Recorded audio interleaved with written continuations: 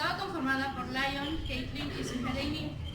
A pesar de ser una familia unida y reconocida por el pueblo en que vivían, un día Caitlin y su hija desaparecieron. Lion quedó destrozado y desesperado por no dar con su paradero. Tuvo que pasar por muchos obstáculos, buscar en muchos lugares y finalmente decidió aventurarse al bosque prohibido. Se trataba de un bosque al que mucha gente temía, pues se decía que dentro de él había criaturas muy extrañas, plantas exóticas y que las personas que entraban salían de mentes. Por este motivo se le llamó el bosque prohibido. Una vez dentro del bosque, Lion caminó por kilómetros, tomaba pequeños descansos para comer, seguía buscando, pero no tenía éxito, así que decidió dormir. Cuando despertó se dio cuenta de que seguía en el bosque. Derrotado y muy triste regresó a su casa.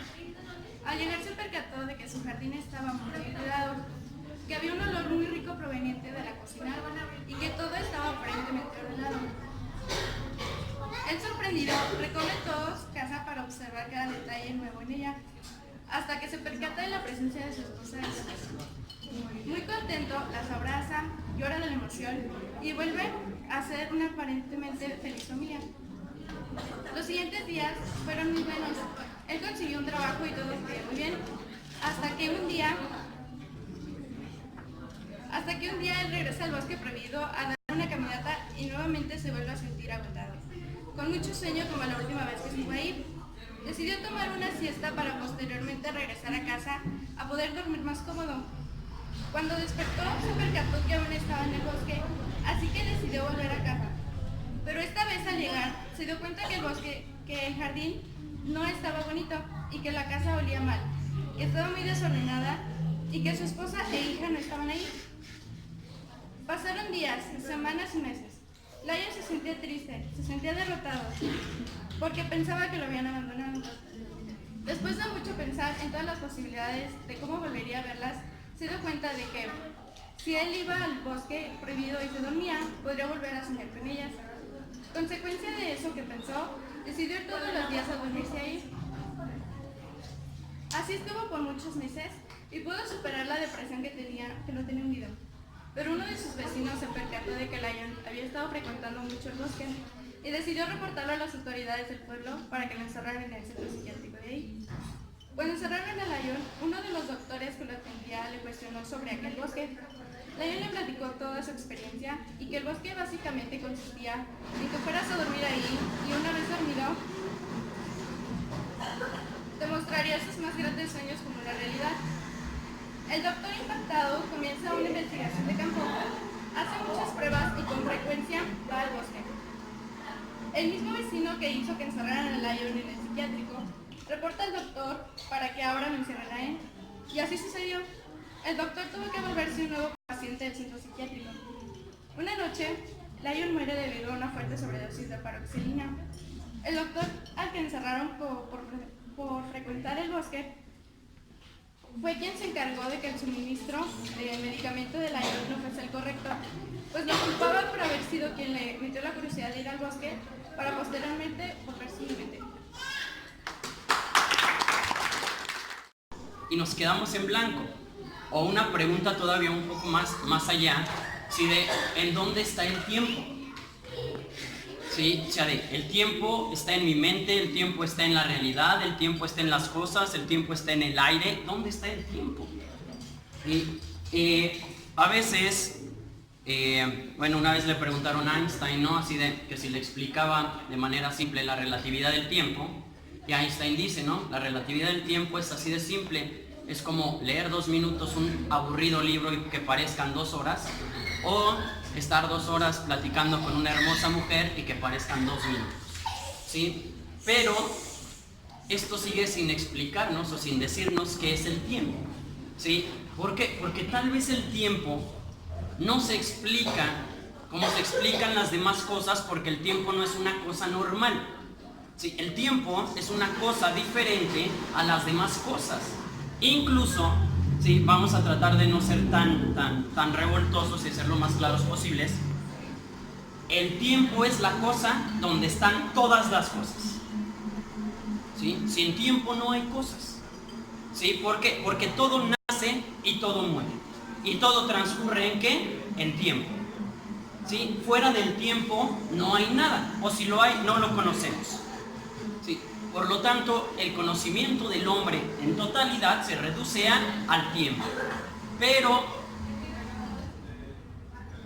vamos a hablar del tiempo referido a un filósofo llamado Nietzsche, un filósofo muy poético, que por eso ha sido muy criticado, porque es tan poético que dicen es que Nietzsche más que filósofo es poeta, pero bueno, es verdad que encierra un gran pensamiento. Y él nos dice: ¿cómo te sentirías si te dijera que el día de hoy lo vas a volver a vivir? Y que no solo lo vas a volver a vivir, sino que ya lo habías vivido. Idénticamente, el mismo día, levantarte a la misma hora, ponerte la misma ropa, peinarte del mismo modo, el mismo humor, el mismo enojo, la misma tristeza, la misma alegría, la misma compañía, la misma soledad. El mismo día lo vas a vivir una y otra vez. Y ya lo has vivido también muchas veces atrás. Dices, no, eso sería absurdo. ¿Cómo he vivido este día ya y cómo lo voy a volver a vivir? ¿Sí? Es muy curioso, porque Nietzsche sí es un precursor en cuanto a la filosofía de la teoría de los Big Bang múltiples. Nosotros, bueno, yo creo que la mayoría ubicamos la teoría del Big Bang, ¿no? Hasta que nos dicen que el universo nació de una explosión.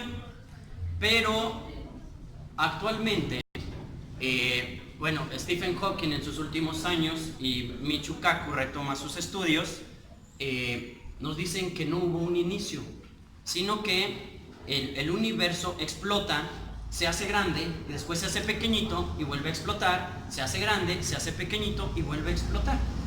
O sea, el universo se está creando nuevamente y se está creando nuevamente y se está creando nuevamente. ¿Cómo explicamos esto? ¿Por qué? La clave está en el tiempo. El tiempo, a ver. El tiempo ha existido siempre. Pero, o sea, no podemos cuantificar el tiempo. Es como la numeración. Siempre va a haber un número más grande y nunca vamos a terminar. Así pasa con el tiempo. Pero la materia no. La materia, lo que vemos, todas las cosas, no son eternas como el tiempo. Hay una cantidad limitada de materia. Sí, hay una cantidad limitada de cosas, aunque el número sea enorme, ¿no? Que hay miles de soles, bueno, tal vez cientos de galaxias, etcétera. Pero aún así, no sé, vamos a tratar de ponerlo muy simple. Supongamos que en el universo hay materia A, B y C. Se mezcla primero A con B, después B con C, después A con C. ¿Y después qué vuelve a pasar? Se acabaron las mezclas. Pero el tiempo sigue. Las mezclas continúan. ¿Qué vuelve a pasar? Pues se vuelve a repetir la mezcla. O sea, esto es grandioso, esto es un pensamiento lógico enorme que nos dice efectivamente que todo lo que hemos vivido se va a volver a repetir. ¿Por qué? Porque un día todas las combinaciones posibles en el universo se van a acabar, pero el tiempo va a continuar. ¿Y qué va a pasar entonces? Va a volver a comenzar a mezclarse, ¿sí? Como comenzó a mezclarse una vez anterior. No sé si estamos entendiendo este concepto lógico, ¿sí? O sea, de un día, sí, en un tiempo muy, muy lejano, pero para la eternidad lo lejano es un parpadeo, para nosotros no, porque vivimos muy poco tiempo, sí, pero, o sea, de todas las mezclas un día se van a acabar. Pero la materia no se destruye, no desaparece. Entonces, ¿qué va a pasar? Va a volver a nacer nuestro sol, va a volver a nacer nuestro planeta, van a volver a nacer las células primarias, ¿sí? Los primeros animales, ¿sí? Los primeros mamíferos, va a aparecer el ser humano, ¿sí? Y otra vez va a comenzar la civilización. Y después vas a aparecer tú de nuevo, viviendo la misma vida que has vivido. Y vas a morir, y va a pasar el tiempo, y se van a volver a acabar las combinaciones. ¿Y qué va a pasar? Van a volver a comenzar. Va a volver a nacer el sol, va a volver a nacer la tierra, van a volver a nacer los humanos, vas a volver a nacer tú. De la misma manera. Esto en un sentido puede parecer muy deprimente. ¿Por qué? Porque dices, oh, pero ¿cómo voy a vivir esta vida, este valle de lágrimas infinitas veces? Se dice, no, al contrario, Nietzsche nos dice, a ver, es que este eterno retorno, que es como él lo llama, este eterno retorno, no tiene por qué ser y abrumarnos. Al contrario, esto debe de decirnos, sí, que si no estamos viviendo la vida que queremos vivir, pues ya es momento de cambiar la manera en la que vivimos. ¿Por qué? Porque si vas a odiar esta vida hasta su final, la vas a odiar siempre que aparezcas en este mundo y vas a volver a aparecer. El punto es que, sí, dice, aquí aparece el cobarde y aparece el valeroso. ¿Quién es el cobarde? El que acepta las circunstancias y sigue como borrego, ¿no? Que le encanta esa, ¿no? El rebaño. No, le encanta estas palabritas a Nietzsche, ¿no? El rebaño. Y sigue y sigue y sigue y muere. Y cuando está en su lecho de muerte está arrepintiéndose de su vida. Me hubiera gustado, hubiera querido, yo hubiera preferido, yo hubiera... y muere. Y va a volver a vivir esa miserable vida otras veces. Pero el valiente, si dice, el valor es tan fuerte que mata hasta la muerte. El valor mata hasta la muerte. ¿Por qué? Porque el valeroso dice, esta es la vida, pues sí la quiero y quiero volver a tenerla. Y por eso vuelve a vivir con la vida que él quiere tener. Por eso para el valeroso, vivir 1000 vidas iguales no es un problema. Al contrario, es una bendición. ¿Por qué? Porque el valeroso se animó a vivir lo que él quiso vivir. ¿Sí? Y aquí es el punto. ¿Sí? El tiempo se va a volver a repetir. ¿Sí? El tiempo es círculo. Él lo representa como una serpiente que se muerde su propia cola, ¿no? Que mientras avanza, sí, nunca se termina. Nunca se termina. Y entonces llega un punto en donde inicia como el eterno retorno del universo. Sí, dice, cuando vuelvas a nacer, cuando vuelvas a vivir y cuando vuelvas a morir, ¿de cuáles vas a ser? ¿Del valeroso que dice, quiero volver a vivir mi vida y ya quiero que vuelva a pasar la combinación para volver a venir a este mundo? ¿O al contrario, vas a decir de estos cobardes que dicen, pues yo ya no quiero volver a nacer, yo ya no quiero volver a vivir, ya una vida fue suficiente, ya no quiero más? Pero lástima, porque vas a volver a nacer con esa misma vida miserable que por no tener el valor de llevarla como tú querías, sí, la echaste a perder. ¿Sí? Sí, hay circunstancias que no controlas, pero hay cosas que sí. Y una de ellas es la actitud ante cómo tú enfrentas la vida y los problemas. ¿Sí? El eterno retorno. ¿Sí? El eterno retorno. Esto es muy, muy bello cuando lo piensas. Voy a volver a nacer. Voy a volver a tener esta vida. ¿Quiero volverla a tener? ¿Sí? ¿Por qué sí? No. Qué pena, pero ¿por qué no? ¿Sí? Esto es el eterno retorno. ¿Sí? Esta es la idea del tiempo que nos maneja Nietzsche. Sí, claro, Nietzsche lo hace desde un punto de vista lógico-filosófico y el Big Bang lo maneja desde un punto de vista científico. Pero en el fondo son la misma cosa. ¿Sí? Así es que no suena descabellado que vas a volver a tener la misma vida que has tenido. Así, idéntica. ¿Sí? Las mismas amargas lágrimas que lloraste en las noches, las mismas alegrías que iluminaban hasta la oscuridad más densa, ¿sí?